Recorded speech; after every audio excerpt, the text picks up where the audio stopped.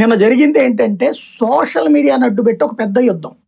ఎలా అంటే ప్రతి ఒక్కళ్ళు లైవ్ ఆన్ చేసుకున్నారు సెల్ ఫోన్లు, ఇట్లా పట్టుకుని తిరుగుతున్నారు అందరూ.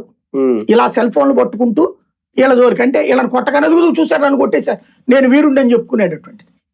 ఇవన్నీ కూడా ఒక డ్రమటైజేషన్ వలన, లేకపోతే పార్లమెంటు ముందు దాకా వచ్చిన లోపలికి వెళ్ళలేకపోవడం ఏంటి అంటే లీడర్షిప్ లేకపోవడం. సరైన లీడర్షిప్ ఉంటే కొంతమంది కుర్రోళ్ళు నిజంగా అగ్రెసివ్ గా కొట్టు అని చెప్పి నుంచున్నారు. అలాంటి వాళ్ళందరినీ ఆర్గనైజ్ చేసేవాడు ఎవడు అక్కడ?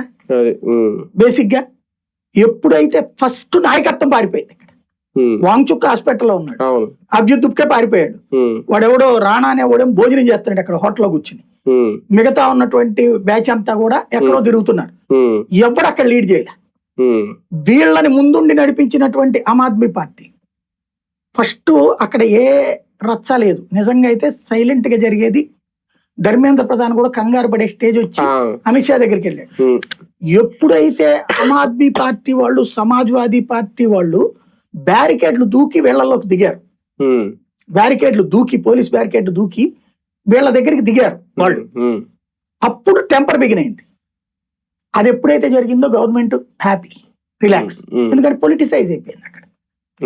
వీళ్ళు దిగకుండా అభిజిత్ దుప్కే గారు అక్కడ ముందు కూర్చుని నన్ను చంపేయండి, నో ప్రాబ్లం, ధర్మేంద్ర ప్రధాన్ రాజీనామా నాకు కావాలి అని ఉంటే నేను సక్సెస్ అయి ఉండేది. అభిజిత్ దుప్కేనే అరే ఆయనేమో 21 రోజులు ఆమరణ నిరాహార చేస్తే వీడు 48 గంటలు కూడా భోంచేయలేక పడుకొని తాగేశాడంటే, వీడితో పాటు అమ్మాయి ఎవరో ఇంకొక అమ్మాయి నాటకం ఆడింది, ఆ అమ్మాయి